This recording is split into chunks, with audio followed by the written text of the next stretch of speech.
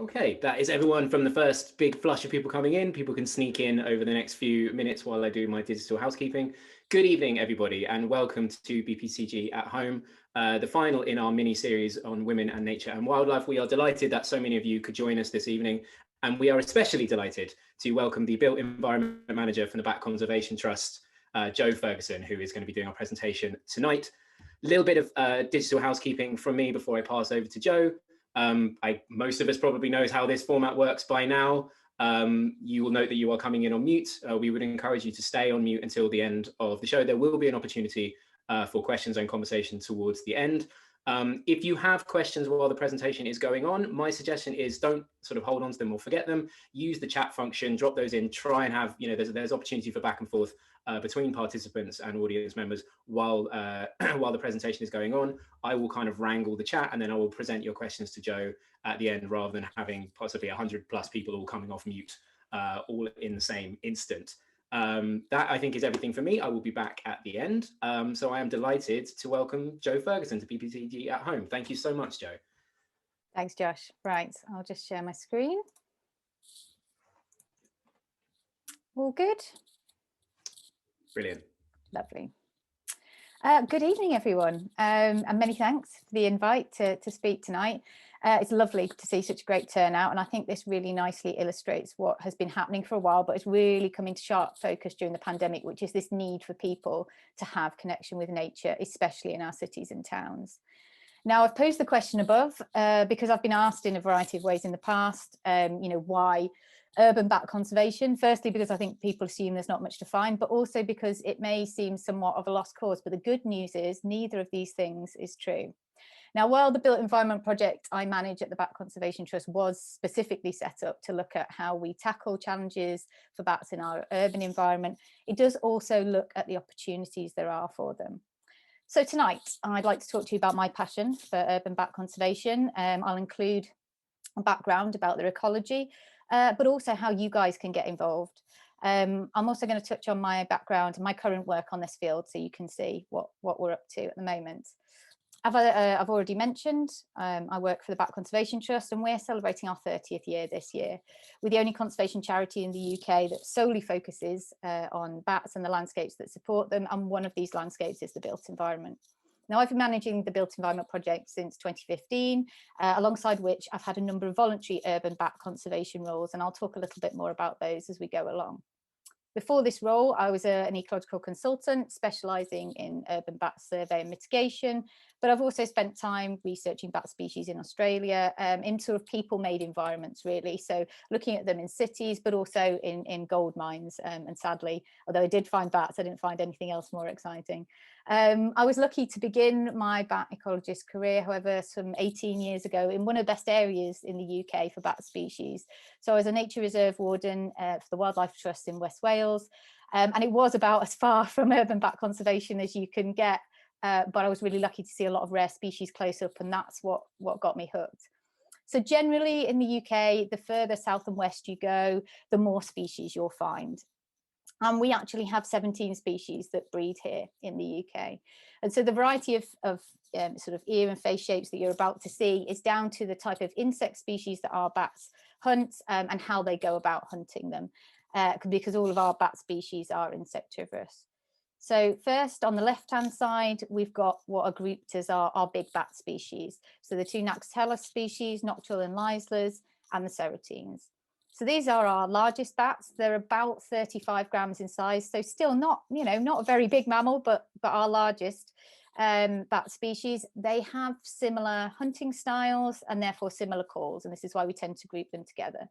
So they're large bats with long tapered wings. They like to hunt out in the open environment, so they'll chase down prey species, they'll fly really fast, they'll even noctules do really fantastic dives and loops, much like birds of prey, and they have these really low calls that travel long distances, like you would imagine when you see in David Attenborough, you see elephants and their low calls travel long distances. It's very similar for our largest bats. And so these calls will travel out into the environment and they give them a rough idea of where their prey species are, and then they'll hunt them down really quickly on the wing. Now, the next species might be a species that you've heard of, the Pipistrelles. We actually have 3 Pipistrelle species in this country. There's the common and soprano Pipistrelles, and these will be found throughout our cities and towns. They're also our smallest bats, and they're about 4 grams in size, so 10 times smaller than our largest, really tiny mammals. And they're the ones you're most likely to see in your gardens, allotments, along your waterways, railway lines. Like I say, they're really small bats, probably smaller than a sparrow, and they have this really fast sort of figure of 8 type of flight that you'll see around vegetation. So they're sort of edge feeders. So rather than being right out in the open, they'll be on the edge, picking up all those small flies that you see in clusters along hedgerows. Now, our third species of Pipistrelle, the Nathesius Pipistrelle, it's a little bit larger, but only about 6-7 grams in size. And these species are really fascinating. We're doing a lot of work on them at the moment because they make these migratory journeys of sort of 2,000 kilometers plus. So from places like London, we're picking them up, and they're turning up in places like Latvia, and vice versa, this sort of corridor all along the coast of Northern Europe.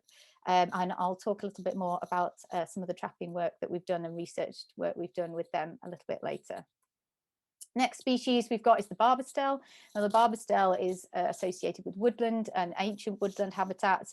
So being a rarer kind of habitat that it's associated with, it's one of our rarest species in this country. And next, not surprisingly, these are our long-eared bats. We actually have 2 species of long-eared bat in this country. We have the brown and the grey. The brown is far more common and is quite often found in people's roof voids, and I'll talk a little bit more about that later. And then we have the rarer grey. It's sort of locally common, but only to places like Dorset and Devon, and it's really closely associated with unimproved grassland habitat. So rare habitat, rare bat species.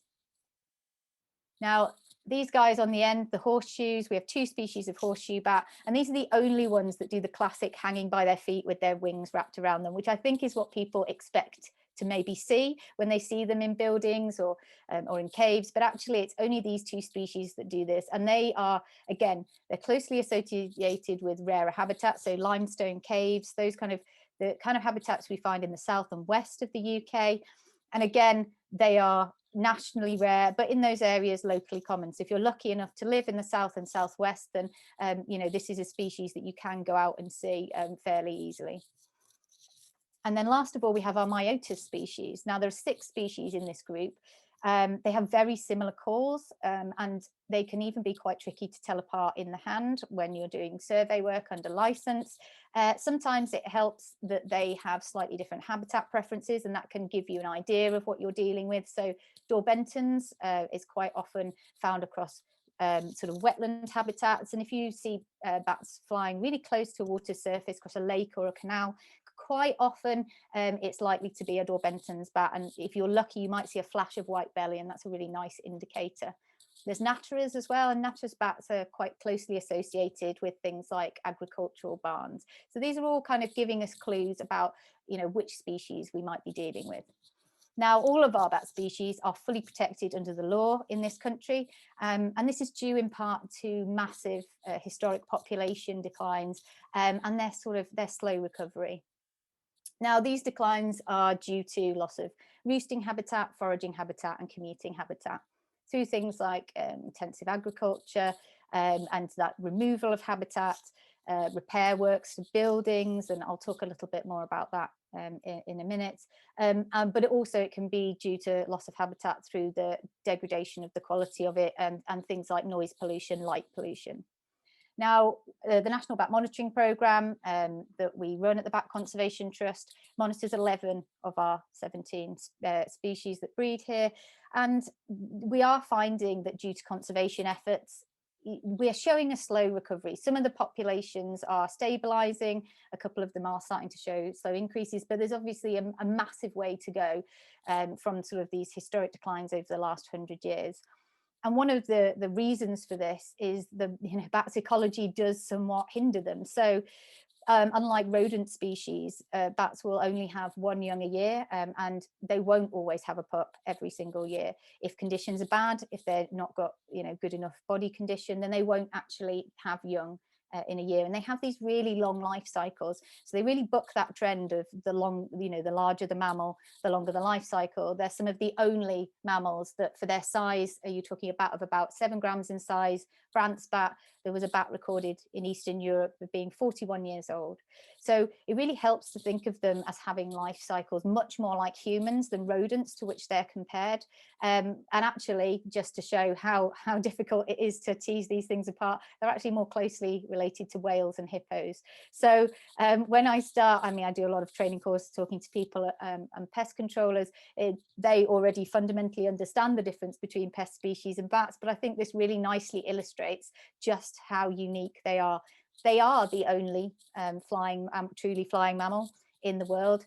And looking beyond the UK, we actually have over 1,400 species worldwide, and they're everywhere apart from the Antarctic. So incredibly specialized mammals doing exactly what they need to do, and living these long life cycles, which enables them to return to really important roost sites and really important feeding areas. And we'll touch upon that as we go through this talk. Now, their recovery and their status is important, not just because of their sort of intrinsic value as these unique mammals, but also because bats are one of our bioindicator species. Now, a healthy bat population, it indicates a properly functioning environment for the species inhabiting it. And we realize now that this also includes us. So a good local environment affects things like our physical and mental well-being. And it relates to issues such as poor productivity and attendance at work and school, and even recovery time in hospitals. And I think given the past year, we can all appreciate how beneficial it is spending time in nature. And these are some great photos that were sent across to me earlier this week of, Brockwell Park greenhouses, land, and you've got a beautiful wildflower meadow and you've got an orchard. And for those of you that don't know where this is in South London, just on the edge of Brixton. And, you can see how fantastic this habitat is. So I guess the next question is, what species do we expect in this area is this habitat supporting? So within the M25 corridor, we've actually recorded 12 of our 18 species. And through bat walks and survey work through London Bat Group and other ecologists and myself, at least 6 species have been recorded at Brockwell Park. So that's the 3 Pipistrelle species, Lisellas, Noctules, and or Bentons. And these species are really taking opportunity of that fantastic variety of insect-rich habitat that you've just seen, but also they're looking for places to roost that replicate those natural roosts that might have been lost. So we're thinking about those veteran trees that really are in such small number now, and things like cave systems that are completely undisturbed. And neither of those habitats these days are really, in much existence. So when we're thinking about where bats might be roosting, it first helps to think of our bat species into 2 main groups. So we've got what are known as crevice dwelling bats and roof void dwelling bats. Now, crevice dwellers are things like the tiny Pipistrelle species, and they like to roost in cracks and crevices on the external facade of a building. Now, I've said that Pipistrelles, are common and soprano, found throughout our towns and cities, about 4 grams in size, which already, sounds tiny, but we tend to say it's the rule of thumb, basically. If you can get, as an adult, your thumb into a gap on the outside of a building, then a Pipistrelle will take advantage of it. And I think that really gives you an idea, and this drawing just shows of just how porous and useful our buildings are to our bat species. This is coupled with the fact that bats, they don't make nests, they don't chew wiring, they don't bring materials in, they'll just roost against a blank surface, basically, so they can be really difficult to detect. Now, roof void dwellers, such as the brown long-eared, which you can see at the bottom photo, they're quite often seen in roof voids by homeowners because they like to roost out in the open like this at the roof apex. They'll still access that area through a tiny gap, but then they will be more in the open. And I guess, the drawing, it doesn't just show how many opportunities there are in our buildings and our homes, but also they're deliberately shown as modern buildings. So bats are looking for what we want, really. They want somewhere safe, somewhere warm, somewhere stable, to have their young, to hibernate. And so I think, again, in the same way as thinking about the horseshoes that have that classic with their arm, wings wrapped around them, hanging, in a Gothic pile. Again, these big old stately homes which we think of and associate with bats actually don't provide bats with what they're after. They're drafty, they're cold quite often, they may not be in a great state of repair. So some of the cold basements might provide adequate areas for bats to hibernate. That is certainly true. Some of our bat species, when they hibernate over winter, they're looking for somewhere that's constantly cold and humid, and they'll go into hibernation between sort of November and March, and they'll just wait out their time there, and they don't want any temperature fluctuation. So yes, some of those properties may provide those features, but what bats want for their young in the summer is somewhere warm and dry and stable, and places like our roof voids or inside our cavity walls, and they're safe as well, and they do actually provide better habitat than potentially what is out there in the natural environment. The other thing is, we're building these kind of buildings, these kind of structures in habitat that is suitable for bats foraging. So building them up against greenbelt land, or, in the case of forward thinking developments, providing that food on site for them. So all of this means that bats are taking opportunities of our built structures in our urban environment. So how can you get an idea of what bat species might be living near you? So I talked earlier about species that have been recorded in Brockwell Park, and this is done through equipment that allows us to eavesdrop into their species-specific ultrasonic calls. So bats are flying through the environment at high speed, often very dark, very cluttered environment, and they do actually have eyesight that's similar to our own, so they're not blind. However, you can see how little use this would be to you in the dark, rushing about, looking for food, looking for your friends, trying to work out what's going on. And so these ultrasonic calls give them a complete picture of the world while they're doing this. You can see there, in the animation, that's looking for prey items, but as I've mentioned, they are also able to socialize. So the equipment that allows us to pick up these calls doesn't just tell us what species we're dealing with, because different species call at different frequencies. We might also pick up behavioral cues, so sounds that they produce when they're feeding, sounds that mothers and babies produce when they're communicating, sounds that males produce when they're looking to mate. So all of this information we can collect on bat detectors, and it takes calls from above our hearing range down into our hearing range. And I say that, and there might actually be, if you're very lucky, there might actually be people out there who can hear bat calls. So I was talking about our larger bat species, our noctules and liselers, and especially the noctules calling at around 20 kilohertz. That is right on the limit of our hearing range. There'll be some children who can hear that, and some lucky adults, but that is just almost just beyond where we can hear up to, and that goes from sort of 20 kilohertz right up to 110 kilohertz for our lesser horseshoe bats. So you can see how there's this whole hidden world that we can't actually tap into without this specialist equipment. That said, there's a whole range of specialist equipment out there. So the bat detector on screen, the magenta, they start at fairly reasonable prices, and anybody, I'll give this a clear, anybody can start going out and looking for bats and listening for them. And like I say, we've got 6 species in Brockwell Park, so a really nice place to get started. We quite often in the summer will do bat walks around the lake, nice habitat, where there's insects, a really good place to start.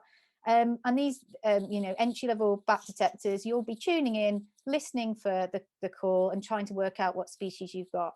Then it travels all the way through to specialist equipment for ecological consultants that will record the calls. You can play it back through software. You can do all sorts of nice measuring and trying to work out what you've got.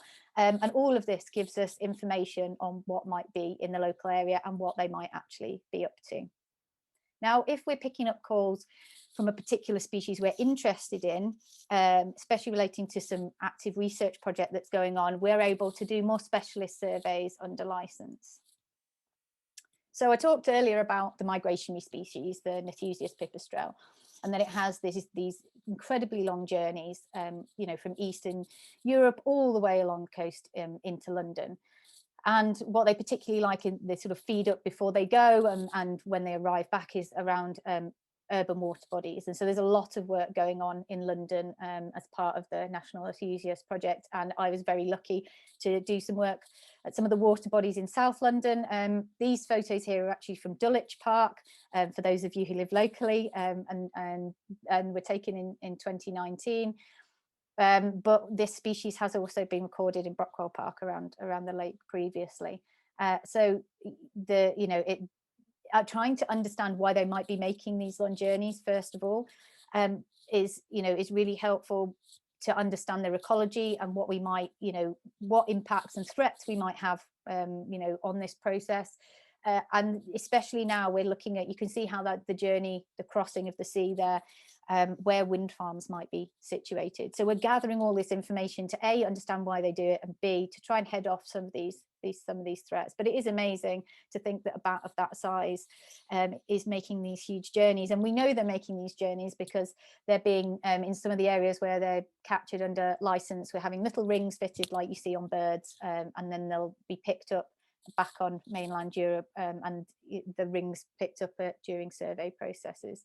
So yeah, really incredible, and I'm very lucky and to be able to find them again in an urban water body, which tells us how important these are. These bats are crossing from mainland Europe, and they're hitting London, and they're looking for food, they're looking to refuel. And some of our water bodies, the lakes, places like Hackney Marshes and the Lee Valley, suddenly you can start to see that even in a very urban setting, we can provide really fantastic habitat for these species.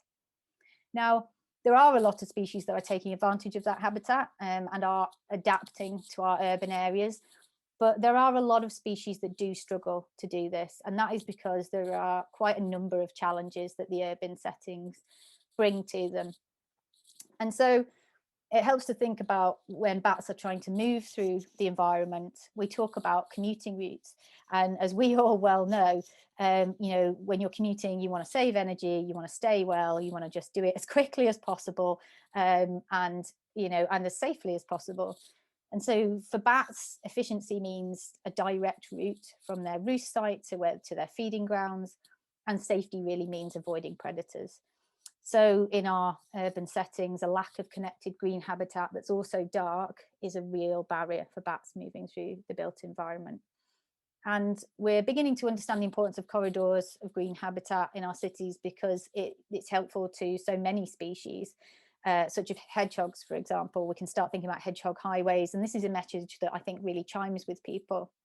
However, you can look at green habitat during the day, and especially in the centre of our cities, these lovely tree-lined streets, and think, okay, this looks pretty connected, this looks like a corridor. But if you were to come back at night, you can see how poorly managed lighting schemes can actually create, big barriers in the landscape.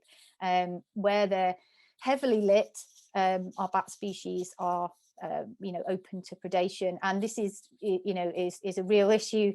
Because we have fantastic things like peregrine falcons in our cities, and we have a pair quite close to us, quite close to Brockwell Park. You quite often see them on the church towers in Herne Hill and down towards West Norwood, which is lovely, unless you're a bat caught out in a let condition. And actually, peregrine falcons will hunt bats under let conditions. So you can start to see how this is a real issue for them. And it's a particular issue for our slower flying species. And the slower flying species tend to be the rare woodland species that like to pick their way through the environment. They're incredibly maneuverable. Some of our species can do things like take spiders off spiders' webs and pick moths off leaves, which is great until you're in an urban setting, which is very lit and very open. And these slow flying species, they just don't feel safe out in the lit areas. So it tends to be only the faster flying species that feel a little bit more able to avoid predation that you're finding adapting and colonizing our cities. And the issue of light pollution, it's a big work area for me, and I think we can all appreciate what an issue it is. Just in the last 20 years or so, it's thought to have gone up sort of 6% year on year in terms of light polluted skies. And in our cities, finding areas that are truly dark and finding connective dark areas is a real struggle. So, and I'll talk in a minute about what we can do to help. And, it is a big challenge, but I think, just to see how many people are here tonight and to see how many people are really connecting with nature in our cities, I would just say, don't be discouraged. There is a lot we can do, and there's a lot of resources as well that I'll talk about in a minute. So our urban bat populations, they do need our help, but luckily everybody can do their bit, really. So first of all, I've talked about where bats might be living in our buildings. And so the first thing is being aware when we're thinking about doing repair work. And if in any doubt, please do seek advice. We've got a lot of advice on our website, a lot of information. Start having that conversation before you start doing that kind of work. Just being mindful that they might be present makes a huge difference. It should be said that people are often worried, but if you have a bat roost in your building, it doesn't prevent work from being done. It's about planning well ahead. It's about ensuring that the bats aren't harmed and the roost is retained. But again, the Bat Conservation Trust supports homeowners through a wealth of free advice through our helpline service. If works are minor to a building, then a lot of the advice we can give for free. And one of my other bat hats is I'm a volunteer bat roost visitor. So people like myself go out and provide a free visit service, a free advice service to people who have roosts in their buildings and may be concerned, or may just want extra information. So we can, quite often for minor works, ensure that works are done legally and protecting the bats and the roosts and from yourselves from committing an offence. If you're thinking about doing any major works, though, major development works, that's where ecological consultants, as I was in my previous life, will come and do ecology surveys. And again, gathering that information at the start of a project, understanding where bats might be, how works might impact them, an ecologist can guide you through the entire process. So again, bats don't prevent works going ahead. It's about being mindful of them in time. And we have a huge amount of resources and free resources on our website that will be able to guide you through that process, point you in the right direction.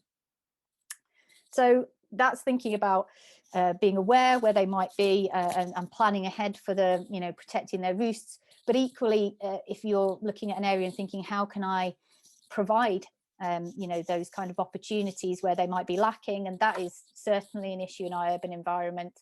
There's things like bat boxes that can be attached to buildings or trees. And there's also thinking about retaining natural roosting sites where safety allows.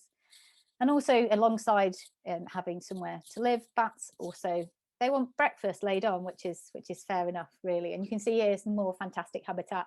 This is also in Brockwell Park, greenhouses land, and you can see anything that supports insects and can connect other green habitat and can be kept dark. So some really nice interventions that you can do on all different scales. So the Wild Bat Garden Stars of the Night pamphlet that again we have on our website is a really excellent resource. We produced it with the RHS and the Wildlife Trust, and we have everything from creation of habitats and ponds, bug hotels, bat boxes. It's got lots of really useful ideas. But again, I think people get worried that they've only got a small space and there's not a lot they can do. But the beauty of being in the city is that it's all about creating stepping stones of habitats. It's all about you being part of that chain, part of that conversation, and looking at what your neighbours doing and your neighbourhood are doing, your green spaces are doing, and thinking about, how can we create these dark green corridors? So thinking about controlling lighting in your green spaces. We've got a huge number of resources about, how you can prevent and reduce impacts from light pollution in your green spaces, how you can make small provisions and small changes to your planting schemes or the habitat that you provided that again provides a little bit of food. You might put up a bat box and you're starting to plug those little gaps, and then looking at what's going on around you. And so it can feel daunting thinking about the urban environment and the amount of missing green habitat and the amount of lit areas, but there's always opportunities. And the plus side of our urban environment is you have quite a lot of natural corridors anyway to connect to. So railway lines, quite often dark, quite often heavily overgrown, backing onto gardens, canals, thinking about where those corridors are, thinking about from a bat's eye view, like where might they be trying to get to? What areas provide feeding resources? So yeah, I mean, I think that's what I really love about urban bat conservation, is that even on a small scale, everybody can pitch in, everybody can bring benefits. And when you're thinking about, we talked about them being bioindicator species. What's good for bats is good for birds, is good for insects, is good for hedgehogs, connectivity. You know, you're really, the reason there are bioindicator species is because they're indicative of you doing things that are beneficial to the ecosystem as a whole. And that, you know, is obviously bringing in the benefits of connection with nature to people. So it's a win-win right across the board. And, you know, where do you start? Well, looking at local friends groups in parks, thinking also about local businesses and local business improvement districts, people that want to come together to improve the quality of their green habitats in their neighborhoods to benefit people and wildlife. And I was really lucky, you know, when I was furloughed in the summer, that I actually happened to stumble across just, you know, such an initiative. So there was an architect in my local area, very close to Brockwell Park, a small studio, who wanted to understand how they could create a better local environment as part of looking at the local plan, thinking about green infrastructure, the benefits this would bring to people for health and well-being, the economic benefits that it would bring to have an improved area that people wanted to visit, and on top of that, the benefits to biodiversity. And that's how the Bats Highway was born. So I did a bit of pro bono work for them, and we are pulling together a booklet that kind of pulls together everything that I've outlined tonight, really, and then gives it a local focus. So when we're talking about the Bats Highway and we're looking at the area of sort of West Norwood and south of Brockwell Park, there's a really nice map that shows all these little stepping stones and this kind of route that runs south from Brockwell Park through West Norwood out and out to sort of Crystal Palace, and gives people ideas of how they can, make their garden more bat friendly, you know, be part of this conversation. And that is really how we affect change in the built environment. And I try and, you know, bring this ethos to the role I do every day. If we don't get buy-in from all of the relevant stakeholders, then it's, you know, how can we affect real change?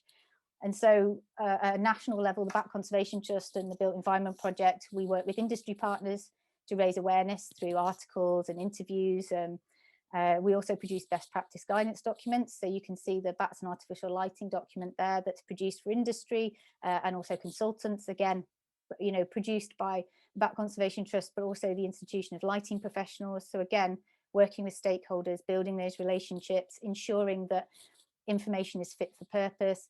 And then we take this information, this best practice information, and I do things like running training courses for people whose day-to-day jobs, they might be coming across bats. So I've talked, you know, a little bit about building maintenance. I run training courses for roofers, architects, facilities managers, plugging those gaps, raising awareness, having those conversations.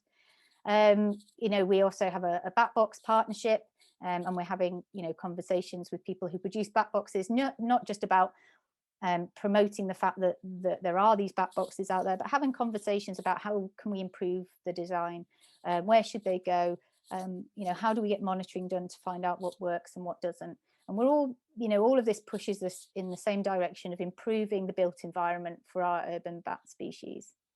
And so, yeah, there's a wealth of free information on everything I've talked about on our website. And that's from everyone from developers to homeowners and to industry professionals. And so if hearing about the work that we do for our urban bat conservation has inspired you, I'd really encourage you to check out our pages and find out how you can support us really on our mission. So I left you with a photo of my favourite bat species, which is the brown long-eared. Bit of a photogenic poster boy, but you can't go past that little phase, can you? And also of a bat ecologist in her natural environment, which is being sorely missed over the last year. So looking forward to going out and I'm doing some more bat work in my local urban area very soon.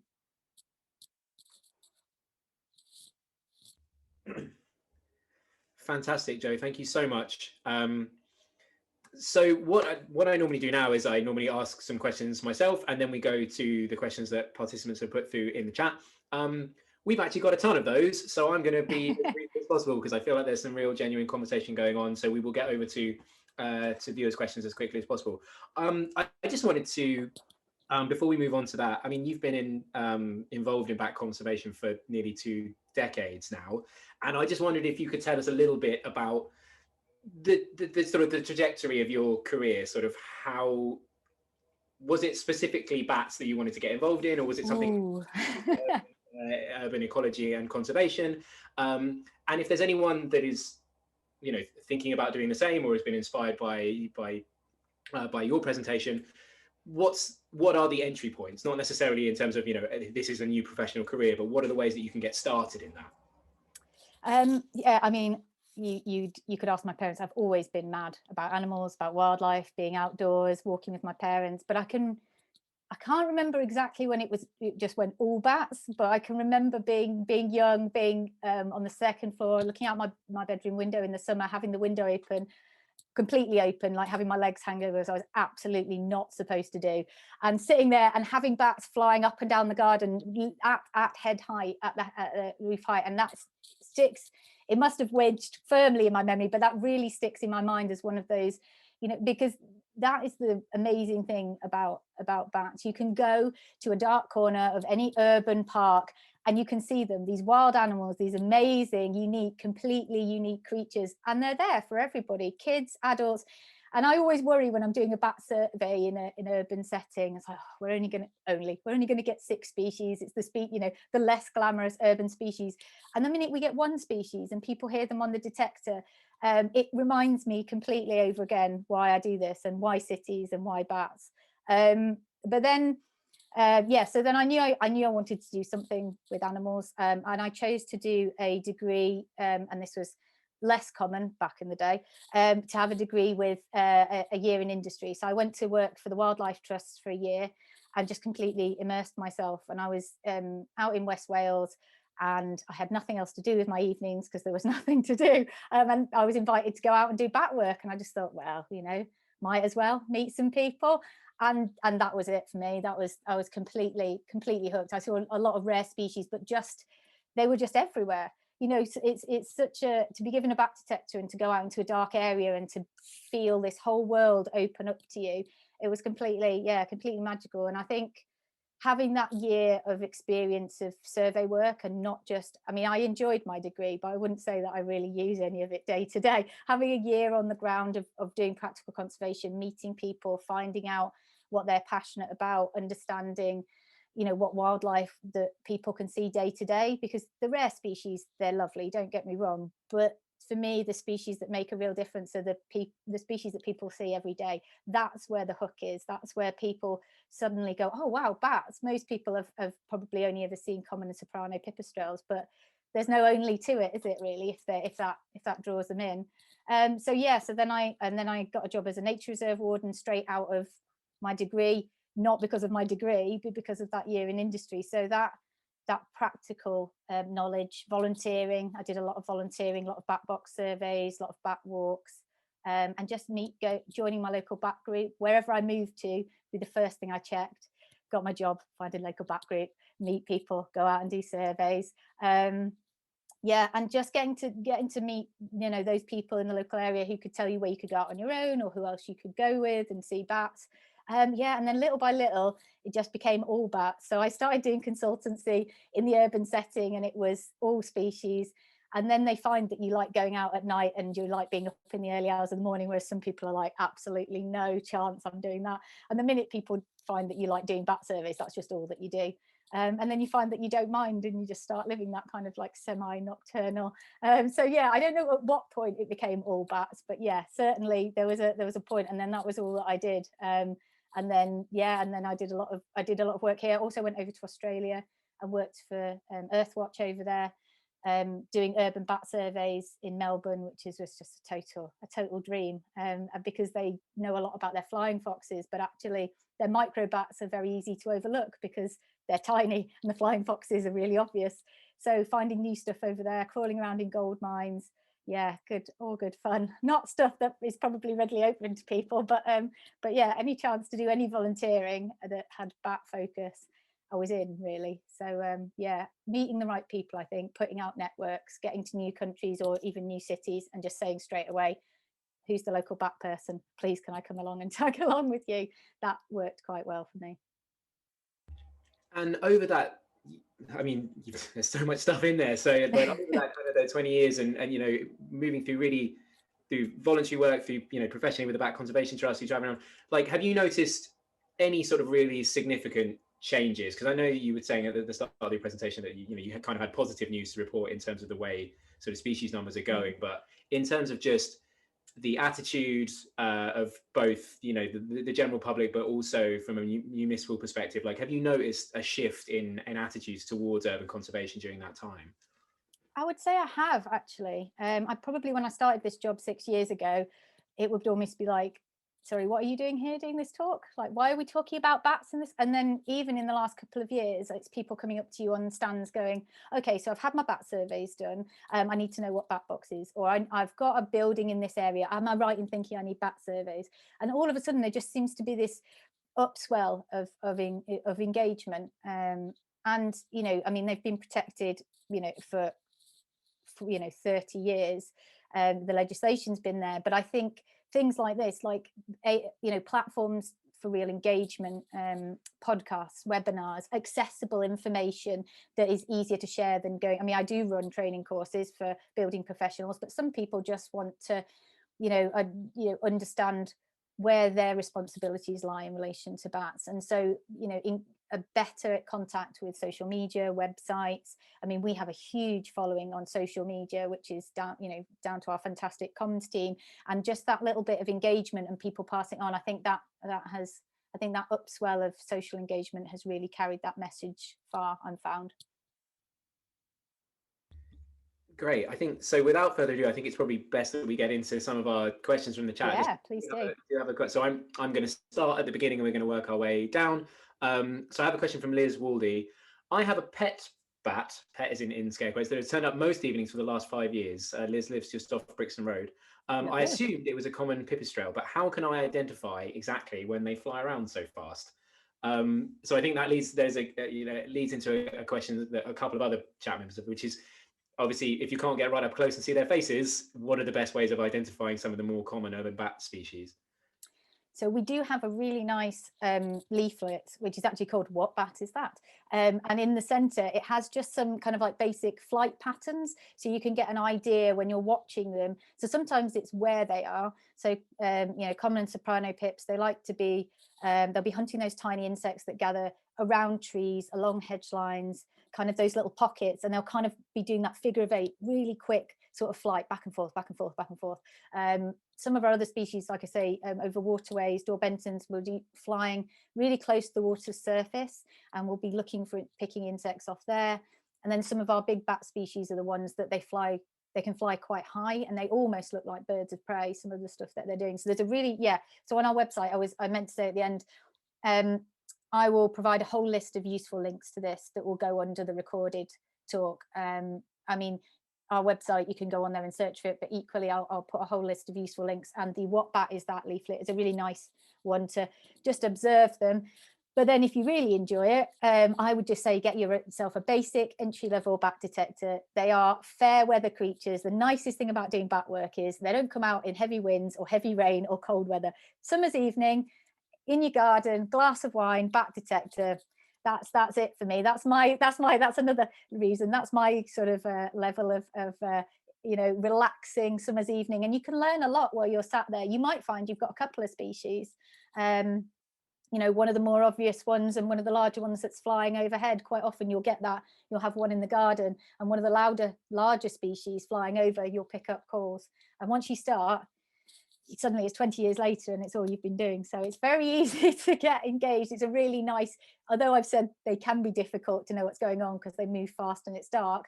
Once you've sussed your bat detector and got to know a couple of common species, you'll be taking it everywhere with you, camping. You'll be talking to other people about it.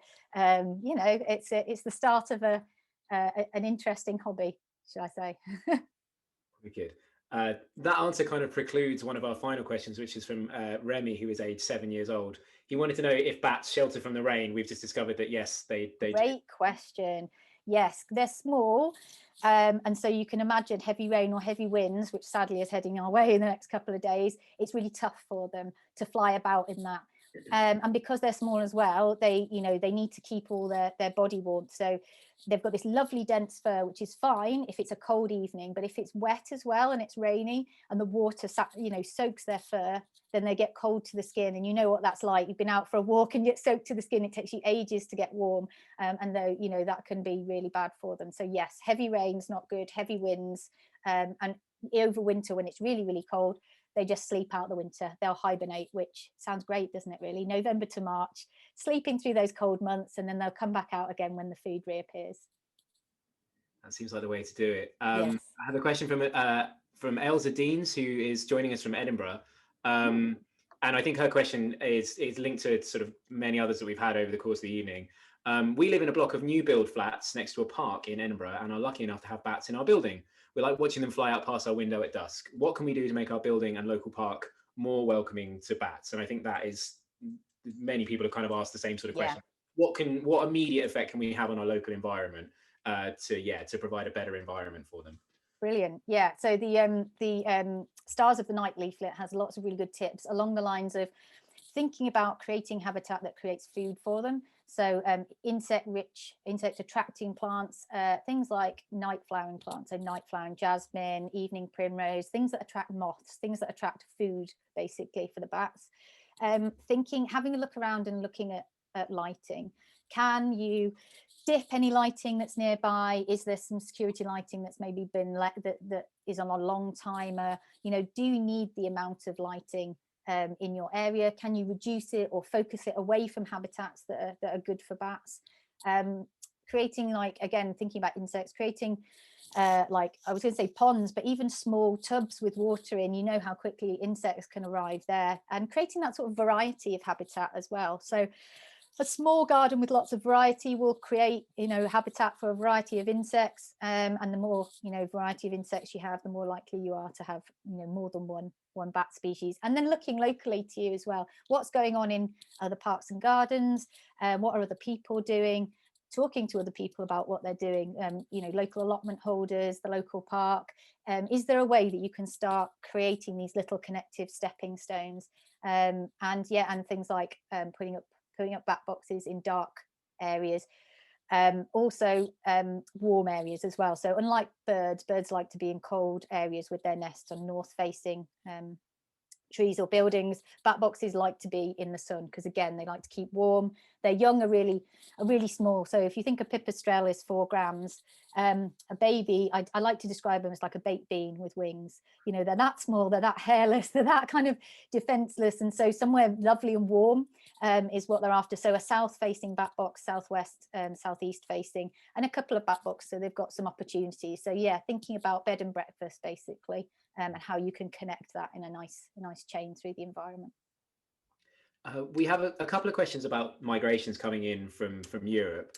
Kate would like to know, so when the bats fly in, do they fly in groups, and if so, sort of how many? And what time of year? Mark would like to know what time of year are they coming in and leaving. So yeah, just anything more that you can tell us. Anything more than that? Yeah, good question. I mean, a lot of the stuff I would say is we don't really know. They may be traveling in more than one of them, but they tend to be recorded on their own. And when we're doing, so we set up these traps that don't harm them, that we have licenses for, which have little lures in them, which produce a call that attract the bats in. The bats drop into the bottom, and we generally find them in ones and twos feeding. And I was sort of saying we fit little bands to them, silver bands with markers, and that's how we know they're making that journey, they're picked up. But obviously, like, there's a whole gap in between, like we find them at one end at the other, but what's going on in the middle section? And there's some work looking at bat boxes and doing trapping in the middle along the coast, so it starts to join some of those dots. But there's a really exciting project that's being set up at the moment, which uses technology that's used for bird migration. So quite often what they do is they'll fit little tags on birds, and there's like radio transmitters that run, especially in the US, like the length of the country. So as the birds pass them, it's like ping, we know where they are. So doing something similar for the migrating bats, having them, having a string of little transmitters that run along the coast in Europe, and then looking at sites where they almost make ground again on this side, and trying to join up those dots to answer some of those questions. Are they traveling in groups? How regularly do they make these journeys? Some of the work that we do when we capture them is we weigh them and measure them. And there's some, some thought about they have to be, we find quite small ones here in the autumn. Do they have to be a particular size would make sense to make that journey? What's the threshold? All of that kind of stuff. So yes, this is all the information we're trying to gather. We know they're making these long journeys, but the highs and the whys and hows are things that we're trying to work out really through all this fantastic survey work. Kate has another question. She's prefaced it saying a slightly silly question. There's no escaping, Kate, I'm afraid. Can you imitate any of the sound of the bats yourself? I'm not sure if she's talking wow. or if it's just yeah. I probably can actually. This is like a bat walk sort of routine when I've got everybody warmed up. I would also say there are no silly questions when it comes to bats because there's so much we don't know. So please do. So here we go. So when you have common and soprano pipistrelles, common pipistrelles echolocate at around 45 degrees kilohertz, and sopranos at 55, being higher. And so when you're tuning up and down in the bat detector and you're trying to listen to them, what you're trying to listen for is that sound not being tinny but being quite sort of fat and splatty, so like a type of noise. And that's what you're looking for. And if it sounds more tinny, then you go up and it makes that noise at 55, then you know that you've got a soprano and not a common. That's as good as I'm going to go. The lesser and greater horseshoes, so I should say all bat species apart from the horseshoes echolocate through their mouths. And so if you ever see them at like a show and tell type thing, sometimes they have bat carers there. And they'll have their mouth open and it almost looks like aggressive posturing, but actually when you turn on a bat detector, they're firing out all of these calls and they're reading the environment around them. Now, greater and lesser horseshoes, if you look at a picture of them, they have these sort of crazy nose leaves on the front of on their face, and then producing sound through their nose. But that means that they can produce sound between sort of 90 and 110 kilohertz.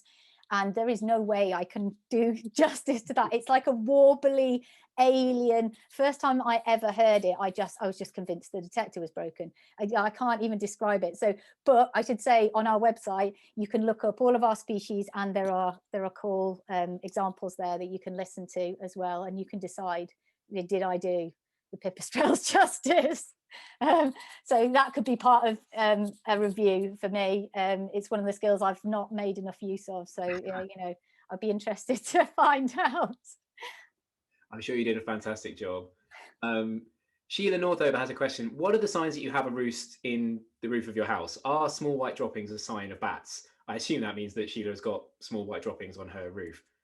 Yeah, so bat droppings, they look basically they look like mouse droppings, really small, really dark, and quite shiny because they're made out of just the chitinous outside of insects. So if you've got pipistrelles, you might find these droppings sort of underneath hanging tiles, gaps under fascia boards, that kind of thing, on the external facades. If you've got something like brown longards and they're using your roof void, you might find a sprinkling of droppings in your roof void. The difficulty being you may potentially have mice as well. Like, how do you tell the difference? So the big one I do when I'm talking to people who are accessing roof voids all the time and they want to just know for starters, do I have them, is that bat droppings will break up really easily between sort of finger and thumb, because they're just dust. Basically, they're just little bits of dry insects and they break up really, really easily. And if you hold them up to the light, it'll sort of sparkle because it's bits of insects. So rule number one, bats have sparkly poo. And if you remember nothing else from tonight's talk, then that's a really nice, easy starter for 10 that you can say, I think I've got a bat roost here. Whereas mouse droppings are very hard and they won't break up. So that's a really nice, have I got them? Do they have opportunities? Standing in your roof void, turn all the lights off. If you can see light shining through, little cracks and crevices. It's all that a bat requires, so a little bit of opportunity. So that might also give you an indicator as if they could be using the roof void. But the thing is, a lot of the time, because they don't use the same area to roost all year round, because they want somewhere cold and wet to hibernate, and they want somewhere warm and dry for their young, and they're very good at hiding, and they're sensitive to disturbance. You could be in a roof void, there could be bats tucked away and you wouldn't even know about it, which is why we always say, if in doubt, get specialist advice. It's very difficult to find them. I've been doing surveys for years, and they are tricky little things to find. So yeah, always get, if in doubt, come to us and talk about getting expert advice. Great. We still have plenty more questions. Leanne Cooper would like to know, the nature corridor behind my terrace flat is about to be developed. It's a slither along the railway line connecting West Norwood Cemetery and Norwood Park. There is actually a question later on. Yeah, we'll come back to that because people are wondering if you've surveyed the bats in that part of the world. If they retain only the trees and not the brambles and scrubland, does that maintain enough of the foraging environment for the bats? It would depend. It would depend on the species that are there at the moment. You would want to see if they're doing that kind of work, anything that might impact bat populations. And if you're doing any development, ecology surveys should have been done. And this is why I always say at the start of a development, they won't know, you won't know the impacts unless ecology surveys have been done. For some species, like the common Pipistrelles, if there's that connective dark habitat along the railway line and it's just the retained trees, it might be enough for them. But again, without having surveys done and having that information, and all developments should have those surveys, even if it's just something to say, you know, there's nothing here, and there should be something that goes in with planning. Is there a legal requirement for that, or is that a step that can be skipped, or is it something that's kind of built? No, it's a material consideration for all planning applications. We've got some really good resources on our website. There's a page on our website that's just titled "Concerned a Development Might Impact Bats," and on there there's a sort of planning resource that kind of takes you through how do I go about challenging planning applications, how do I ask the right questions, that kind of thing. So that's a really good resource for you. Sometimes talking to the local bat group as well, they might already know about a development, having a look on the planning portal for ecology surveys. But yeah, ecology is a material consideration, and it's being strengthened coming forward in the environment plan. There's a requirement for all developments over a certain size, I think it's over 10 houses, to show a 10% net gain for biodiversity, and that will actually be coming in. So this is one of the reasons we are seeing an upswing in that direction, because and especially in a lot of boroughs in London where we've got really excellent ecologists, urban ecologists in the planning departments, they will be expected to see not just ecology surveys, but improvements for biodiversity. So thinking about lighting, thinking about bat boxes, swift boxes. So although I'm concentrating on bats, I love all urban species, peregrine falcons. There's a lot that can be done, and more and more boroughs in London in particular are asking to see that as part of development. So yes, that should be provided as part of any planning application. Good to hear. Leanne also wanted to know if we wanted to help by putting up bat boxes on the houses, how high up do they need to be? We've had a lot of questions about the right sort of places and positioning for bat boxes. So I'm just going to scroll down the list and summarize that. In the main, it is how high. Yeah. Do they need shelter over the top of them, or is it just on a flat wall fine? And you did say that they need sort of a south facing wall is best, so they need a good amount of sun. Yeah. Is there a certain amount of sun that they're going to need through the course of the day if you're in a sheltered area? There's not particularly, it's kind of that opportunity to have. So I would normally say south, southeast, southwest, where they're going to get some sun for part of the day. Just they're going to get some warmth on the box, and it's not going to be, if it's north facing, not only will the box be cold, but it might be colder than the bats, and it will actually draw heat away from them. So they just want somewhere that's the ambient temperature or above to make sure that they don't lose any body heat and therefore lose that energy. Height wise, the real issue for bats is, I talked about predation and I talked about peregrine falcons, but the real issue for bats is cats. That's their biggest predator by an absolute mile. And one of the issues is if your bat box is too low, what bats will do is they'll kind of drop out of the box and then go into the environment, and it's that dip point. If that's too low, then that can leave them open to predation from bats. So 3 meters if you can, gable end of a house, on a warm facing wall. But we do find bats lower down, but it's kind of giving them every chance to not be predated upon. Ideally, away from lighting, and ideally near some almost like something green that they can pick up, a hedgerow, some trees that they can kind of come straight out and feel safe and protected. And they don't necessarily need anything above them, so you can put them on a building with nothing above them, as long as they can fairly soon get somewhere sheltered where they feel that they're not going to be too exposed. Excellent. And as Jo was saying, like, she's got a ton of really, really useful resources on this and many other topics. this conversation is being recorded. Like the rest of the BPCG at Home Women on Nature and Wildlife, it will be up on the BPCG YouTube channel and also on the website. And I will we'll share those resources underneath those videos as well. So there's stuff to refer back to. You don't have to remember it all.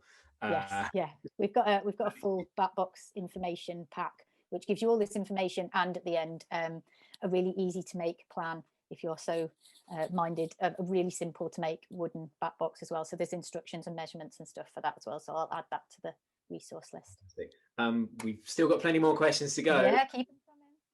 So a couple of people have actually asked about the actual effect that artificial lights and their impact have on bats. I'm assuming it's not positive at all, but and obviously urban lighting is something that maybe we can't necessarily do a huge amount about.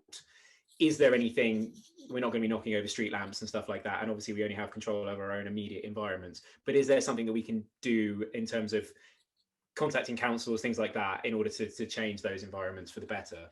Yeah, so on one of the last pages we had the Batson artificial lighting guidance document, and in there it takes you, the first bit takes you through kind of the research and the impacts, and then there's a list of technologies and the benefits, and kind of giving you a good understanding of, because I think the issue is LEDs have got a bit of a bad rap, because you can go from the orange, the duller orange lighting, you can come to a much brighter lighting level with LEDs and save loads of energy, which councils have done, and really it would be better to save even more energy and keep the lighting levels lower, but that can completely depend on an understanding of and how much time you've had to plan that lighting. So LEDs are great because they are a tool. So you can do dimming, you could do triggered lighting. There's lots of things you can do with them if the forethought has been put in there.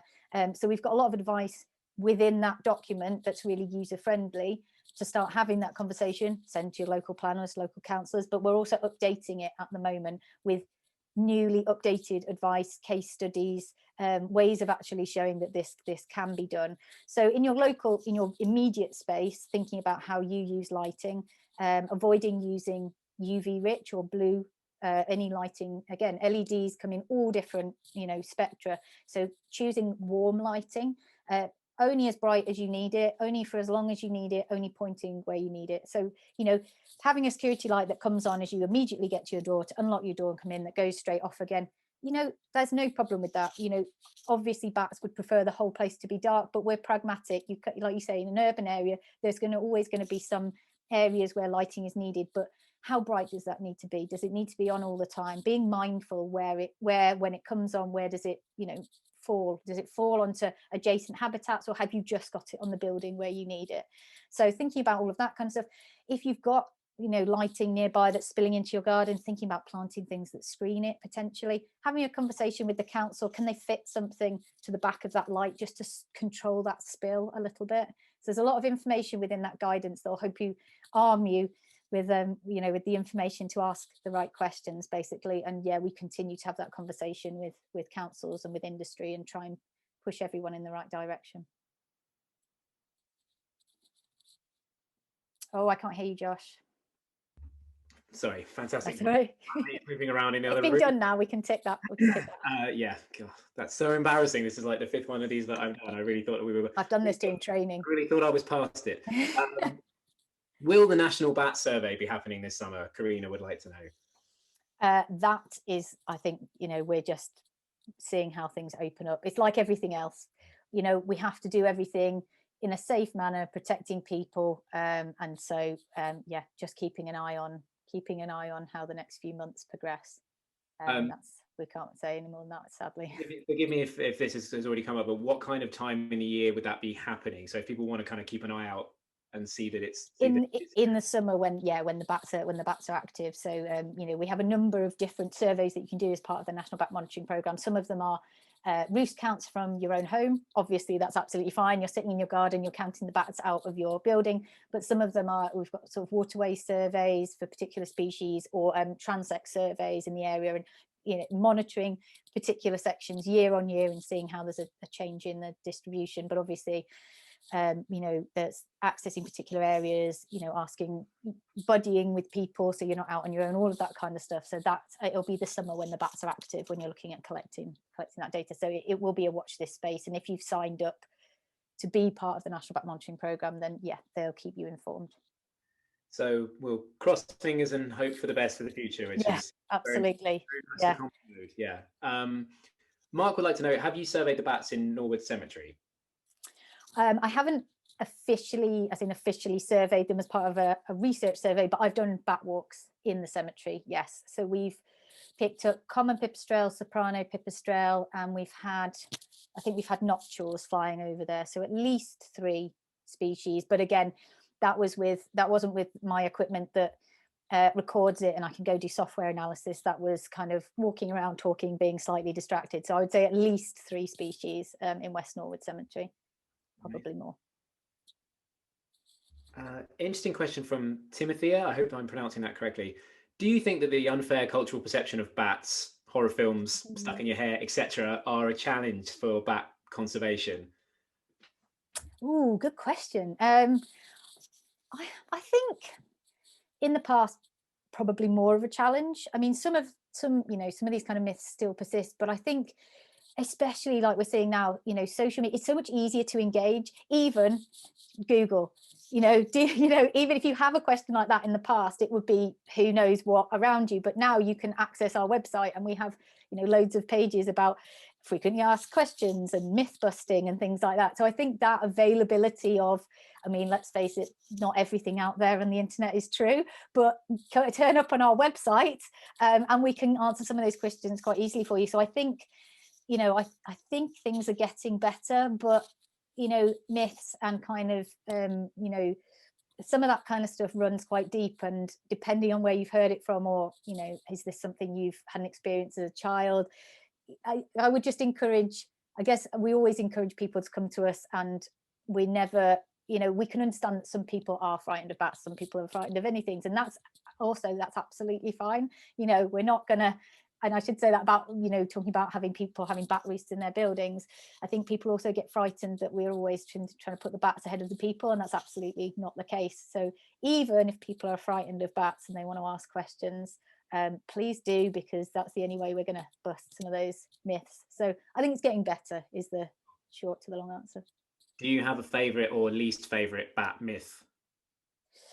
Oh, there are a lot. It depends. If I have my project manager sort of hat on, it's that bats stop developments, and that is it's just not true. People who don't take bats into account stop developments.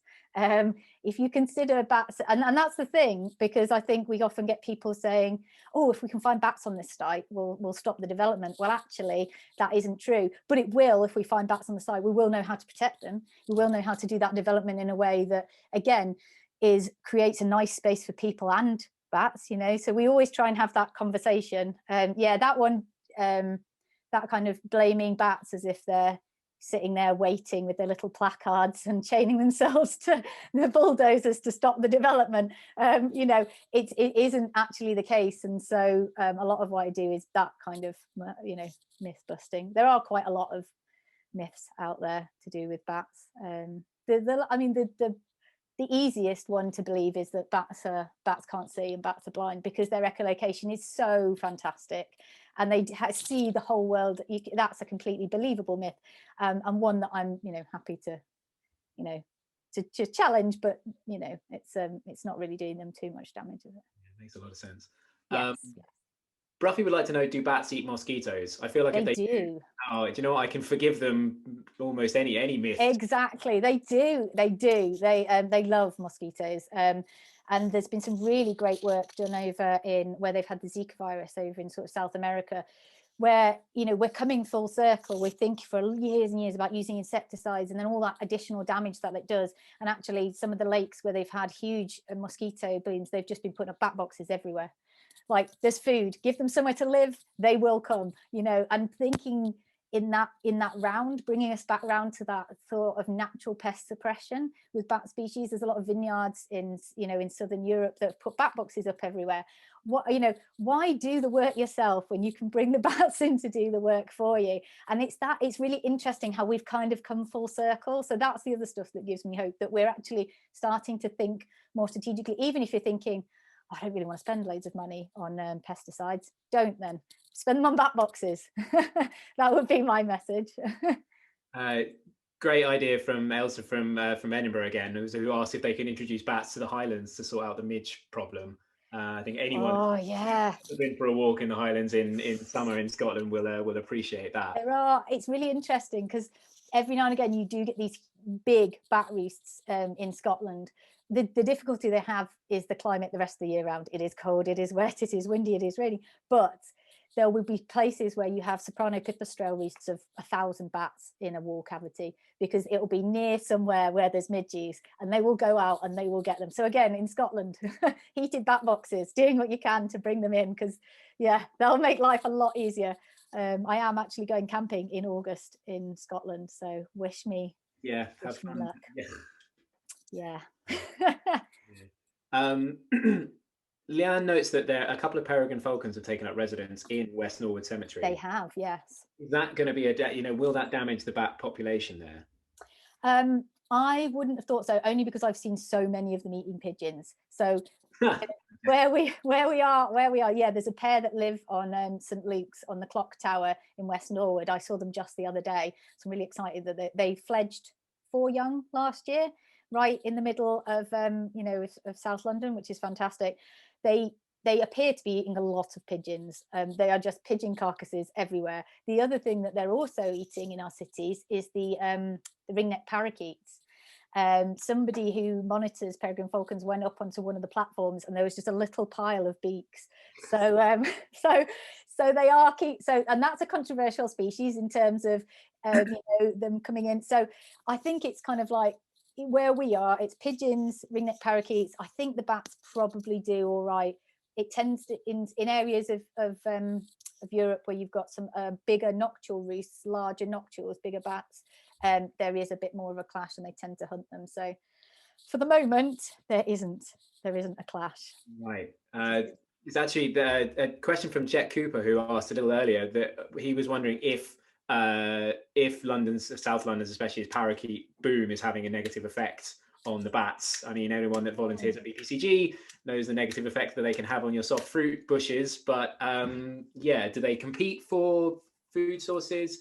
Obviously they are quite a controversial species, cheerful but noisy. They are.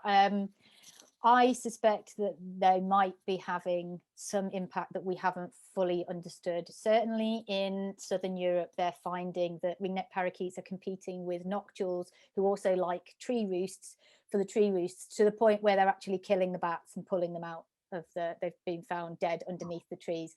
Yeah. Now, we've not had fatalities like that reported here yet, but I can't see how, when you have, when you think about, you've got grey squirrels, you've got ringneck parakeets, you've got nocturals, they're all kind of competing for the same roosting habitat. I mean, nocturals can get into smaller holes, but then you've got, I mean, in West Norwood Cemetery, we've seen great spotted and green woodpeckers, so they're creating a lot of habitat. There is definitely competition. It wouldn't surprise me if there's an interaction between the tree species like nocturals and ringneck parakeets, but we haven't recorded a lot of that here, but it's definitely happening in Europe. Right. I mean, species like that, they have such a significant and obvious impact on the environment, right, that you would assume that there's stuff going on. Yeah, it wouldn't surprise me at all if that clash is happening. I think we are just about out of questions, or there is one more. I assume that this will probably be in the resources that we share as well, but someone has been asking about what sort of plants to plant in your garden to encourage bat species, and I guess the knock-on effect is you want more insects, right? But are there sort of specific species that you can set out?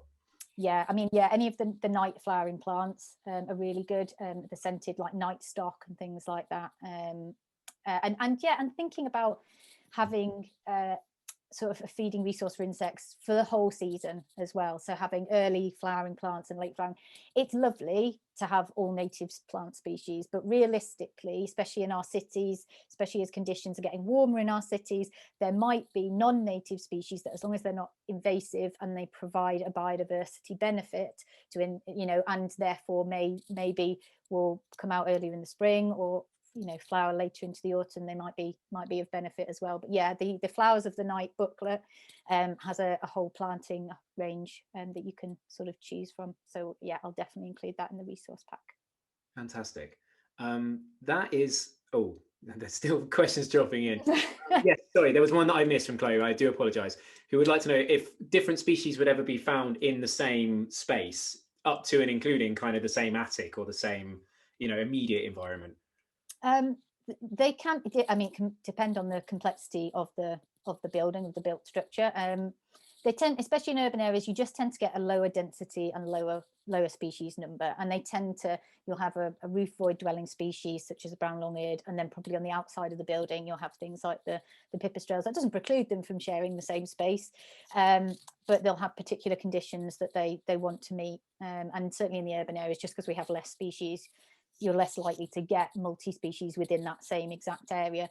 But I think where conditions allow and there's enough food resource and they're not competing too much, yeah, you could certainly get them. Like occasionally in bat boxes, you'll get, say, a juvenile of a large species squashed in among lots of small species, like they've just adopted him like a cuckoo or something. So every now and again you do get that where they're not competing.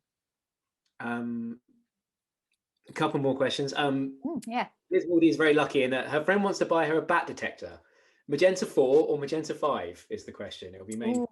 I mean, either one of those. I've got, and I've had this for 15 years, I've got a Magenta 3, old school, but it's lasted forever. It's been kicked, dropped in mud, all the rest of it. Yeah, the Magenta range are a really nice entry-level bat box, and some of the websites will also do like a little package, like a bat detector, and there's a really nice Field Studies Council guide, like a fold-out guide that's got loads of information on, and like some batteries and things like that. So have a look for that kind of thing. And one last question from Leanne Cooper. Can it get too hot in a bat box? Because her south-facing walls get very hot. So is there a spot that's too warm and sunny? That is a good question, especially given some of the horrendous weather we've had over the last couple of years. Like, I do not appreciate 40 plus in the middle of the city, and probably neither do the bats. Giving them opportunities. So a lot of the bat boxes have like two little chambers in them, or having a couple of bat boxes, you know, on a corner, maybe one on the really hot wall and one, you know, round a corner if you can, just to give them some options somewhere else to go. Yeah, or if you've got a little bit of an overhang of a soffit, you could put it right up so it's getting some hot sun, and then they've potentially got some areas that are a little bit more shaded. But yeah, unfortunately now, especially in our cities, with climate change, there is a real consideration that you know, things are going to get, you know, a lot warmer. So giving them options so they've got somewhere cooler to potentially to go is always good, like nearby. Excellent. Jo, thank you so much. What a huge array of fascinating information. I personally feel like it's one of those, it's quite empowering actually, I think, to learn so much about the creatures that you share your urban environment with, that you know you're going to see. Exactly. And to be able to step outside and be like, oh no, I understand a little bit more about it. So thank you on behalf of me and everyone in the audience. Thank you so much for such an amazing and fascinating talk. Yeah, please show your appreciation in the chat and use the clap functions and all that sort of stuff. Thank you again. Little bit more from me before we go. Obviously, this is the last in our mini series, Women on Nature and Wildlife, but it is not the last BPCG at home. Watch the community update emails, watch social media and stuff. We have more events planned for the very near future, and obviously keep watching those channels, and we'll be back with a new program of online events. This recording will be up on the YouTube channel and on the BPCG website, hopefully by the end of the week. And all the resources that Jo is very kindly sharing with us will all be linked in the description of both those pages. So if you want to refer back to that, everything you need to know about siting bat boxes, plants to plant, all that sort of stuff will be there. And I think that leaves nothing else than to just thank Jo again for a really fascinating and engaging evening. And thank you to everyone at home. Hope you enjoyed it, and we will see you again at the next BPCG at home. Okay. You're very welcome. Thanks very much for hosting me. Thank you, everybody. Thanks for all your great questions. Good luck. Happy batting, everyone.